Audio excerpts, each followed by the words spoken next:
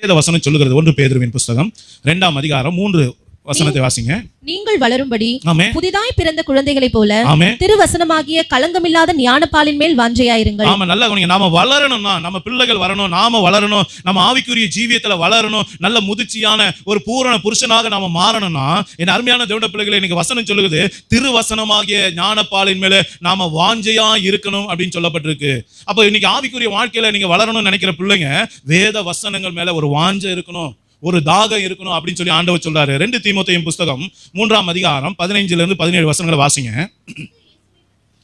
கிறிஸ்து இயேசுவை பற்றும் விசுவாசத்தினாலே உன்னை இரட்சிப்புக்கேற்ற ஞானம் உள்ளவன் ஆக்கத்தக்க பரிசுத்த வேத எழுத்துக்களை நீ சிறு வயது முதல் அறிந்தவன் என்றும் உனக்கு தெரியும்.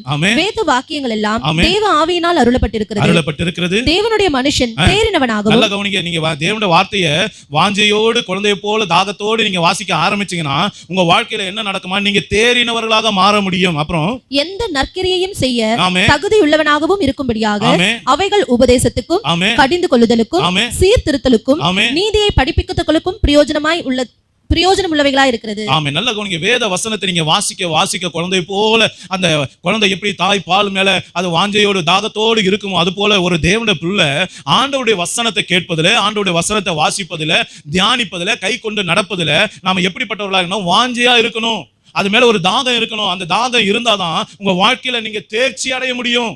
நீங்க தேர்ச்சி அடைவது எதற்காக? உங்களை தேவன் தகுதியுள்ளவர்களாக சில காரியங்களை பெற்றுக்கொள்வதற்கு, சில ஆசீர்வாதங்களை உங்களுக்கு கொடுப்பதற்கு, சில நன்மைகளை கர்த்தர் உங்களுக்கு கொடுப்பதற்கு, உங்களை கர்த்தர் எடுத்து பயன்படுத்துவதற்கு இன்னைக்கு நீங்க தகுதியுள்ளவர்களாக மாறணும்னா இன்னைக்கு வேதம் சொல்லுகிறது, வேதத்தை வாசிக்கணும், தியானிக்கணும் என்று சொல்லி வேதம் நமக்கு கற்றுக் கொடுக்கிறது. அடுத்து எஸ்ராவின் புஸ்தகம் 7ஆம் அதிகாரம் 10-11 வசனத்தை வாசிங்க. கர்த்தருடைய வேதத்தை ஆராயவும் அதன்படி செய்யவும் இஸ்ரவேலிலே கட்டளைகளையும் நீதி நியாயங்களையும் உபதேசிக்கவும் எஸ்ரா தன் இருதயத்தை பக்குவப்படுத்தி இருந்தான்.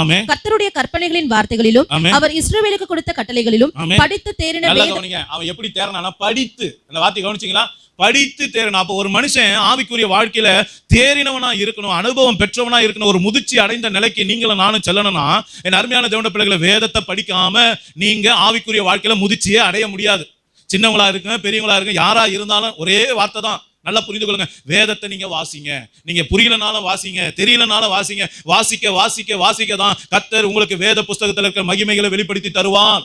அப்ப இன்னைக்கு எஸ்ரா என்கிற வேதபாரகன் எப்படி அவன் வேதபாரனாக மாறினான், எப்படி தேறினவனாக மாறினான், எப்படி அவன் ஒரு பிரதான ஆசாரியனாக உயர்த்தப்பட்டான் என்றால் என் அருமையான தேவனுடைய பிள்ளைகளே, தேவன் கொடுத்த வேதத்தை அவன் தினந்தோறும் வாசிக்கிறவனாக இருந்தான்.